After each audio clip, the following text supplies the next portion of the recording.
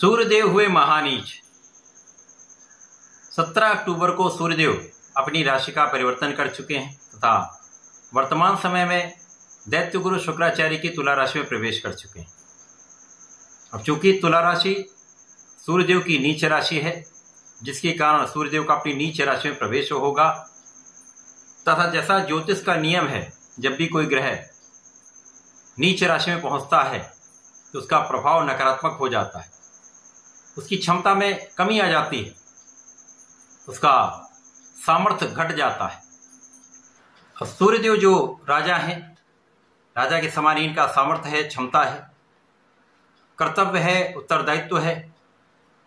एक विशेष आभामंडल होता है सूर्य का, जिसके समक्ष समस्त ग्रहों का प्रभाव निर्बल हो जाता है। आत्मबल के कारक सूर्यदेव हैं, पिता के कारक सूर्यदेव हैं, शासन प्रशासन के कारक सूर्यदेव हैं, शासनिक क्षमता के कारक सूर्यदेव हैं, नेतृत्व के कारक सूर्यदेव हैं। इसी प्रकार से राजतंत्र प्रजातंत्र के कारक सूर्यदेव हैं। इस जगत में प्रकाश के एकमात्र स्रोत सूर्यदेव हैं।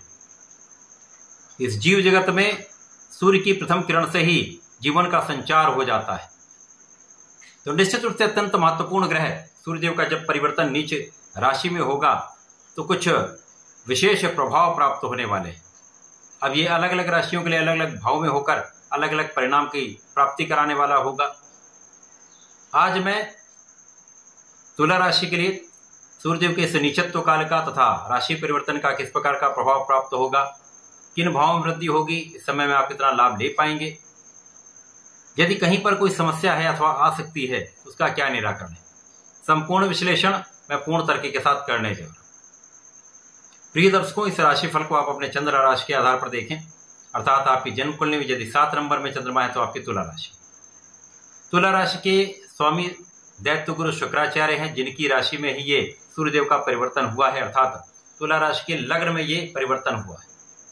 अब लग्न का भाव अर्थात आपका भाव, यहां पर जब नीच के सूर्य होंगे तो कुछ किस प्रकार का ये समय रहने वाला है। परंतु तुला राशि के यदि हम अवलोकन करते हैं तो सूर्य का यहां पर नीच भंग हो रहा है। नीच भंग वह स्थिति है जब नीच भंग होने पर वो ग्रह एक राजयोग प्रदान करता है, लाभ प्रदान करता है। तो लग्न में सूर्यदेव का प्रभाव नीच राशि में होकर भी आपको कुछ विशिष्टता देने वाला है, आपको विशेष प्रभाव देने वाला है, आपको सफलता देने वाला है, क्योंकि यहां पर लाभ के स्वामी सूर्यदेव, लाभ के स्वामी लग्न में आकर नीच राशि में होकर नीच भंग में होंगे तो राजयोग का लाभ आपको प्राप्त होने वाला है। आपका प्रभाव कई गुना बढ़ जाएगा, आपकी क्षमता में, आपके सामर्थ्य में, आपके कार्य कुशलता में कई गुना वृद्धि हो जाएगी, आपके नेतृत्व के गुण में प्रगति हो जाएगी, आपके शासन प्रशासन की क्षमता में वृद्धि हो जाएगी। तो निश्चित रूप से इस समय में आपके यश प्राप्ति का योग बनेगा, कार्य में सफलता का योग बनेगा। अब सूर्यदेव लग्न में है तो उसी प्रकार से आपका एक विशेष आभामंडल हो जाएगा, एक विशेष प्रभाव आपका प्राप्त होगा। लोगों के प्रति आपका जो प्रभाव है वो अत्यंत सकारात्मक रहने वाला है। आप अपने लिए भी लाभ लेंगे, अन्य लोगों को भी आपसे लाभ प्राप्त होने वाला है, क्योंकि सूर्यदेव ऐसे हैं जो समस्त लोगों का पालन पोषण करते हैं। तो वही प्रभाव आपकी राशि में भी आने वाला है। आप यहाँ पर सबको साथ लेकर चलने वाले हैं, एक अच्छा कोऑर्डिनेशन रहने वाला है, चाहे वो आपके व्यापार का भाव हो, चाहे वो आपकी नौकरी का भाव हो, चाहे वो आपके प्रोफेशन का भाव हो, समस्त भाव में निश्चित रूप से प्रबलता है। जब इन क्षेत्रों में आप प्रगति करते हैं, आप बहुत संतुलित होते हैं, आप बहुत विवेकी होते हैं, आपके अंदर धैर्य होता है, आपके अंदर क्षमता होती है, सामर्थ्यवान आप हैं, तो यहां पर आपका कार्यक्षेत्र सफल होता है। इस सफलता की प्राप्ति से धन के रूप में विशेष आगमन आपके पास होता है, आय बढ़ने लगती है, इनकम में वृद्धि होने लगती है तथा आपकी इच्छाएं पूर्ण होने लगती हैं। इस समय में आपकी इच्छा निश्चित रूप से पूर्ण होगी। ज्ञान का भाव भी अच्छा रहने वाला है, शिक्षा में भी आपको सफलता मिलेगी। जो विद्यार्थीगण हैं उनके लिए एक अच्छा समय है, सफलता के योग बन रहे हैं। प्रतियोगिता परीक्षा की जो लोग तैयारी कर रहे हैं, प्रशासनिक सेवाओं में जाना चाहते हैं अथवा सरकारी नौकरी में जाना चाहते हैं, उनके लिए सकारात्मक समय है, आप यहाँ पर सफल होंगे। इसके साथ ही साथ यहाँ पर यदि हम अवलोकन करते हैं तो बुध का भी गोचर सूर्य के साथ चल रहा होगा लग्न में, जो भाग्य के स्वामी है। तो भाग्येश के साथ लाभेश का गोचर अति विशिष्ट स्थिति बनाता है जब आप महालाभ लेने जा रहे हैं। इसी प्रकार से लग्न के स्वामी का गोचर भी धन भाव में है, तो यहाँ पर विशेष योग बन रहे हैं जो आपको बड़ा धन लाभ कराने वाले हैं। परिवार का भी संपूर्ण सहयोग दिलाने वाले हैं।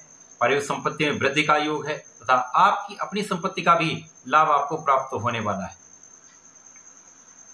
इस समय में जीवन साथी के साथ बहुत सामंजस्य रख के आपको चलना होगा। मतभेद कम करके प्रेम में वृद्धि करनी होगी तथा साझेदारी में विशेष लाभ यहाँ पर आपको प्राप्त होगा। यदि आप साझेदारी में कोई व्यवसाय करते हैं, कोई प्रोफेशन है, तो वहां पर वृद्धि का अवसर आपको मिलेगा। नई योजनाएं आप बना सकते हैं, नई योजनाओं पे आप कार्य कर सकते हैं, वहां पर आपको सफलता निश्चित मिलेगी। जो लोग नौकरी के लिए प्रयासरत हैं, व्यापार के लिए प्रयासरत हैं, यहाँ पर ऐसा समय है जब आपको सफलता अवश्य प्राप्त होगी। अब सूर्य जो है जब यहाँ पर आपके लग्न में होंगे, लग्न में इनका गोचर 1 माह के लिए होने वाला है। 17 अक्टूबर से आरंभ होकर सूर्य का ये गोचर 16 नवंबर तक रहेगा। तो इस बीच में यदि आप संपूर्ण रूप से अपने कार्य में निष्ठा के साथ कार्य करते हैं, पूर्ण मनोयोग से लगे रहते हैं, तो यहाँ पर आपका आत्मबल, जो आपका कॉन्फिडेंस है, वो आपको संपूर्ण रूप से सहायक होकर आपको लाभ देने वाला है।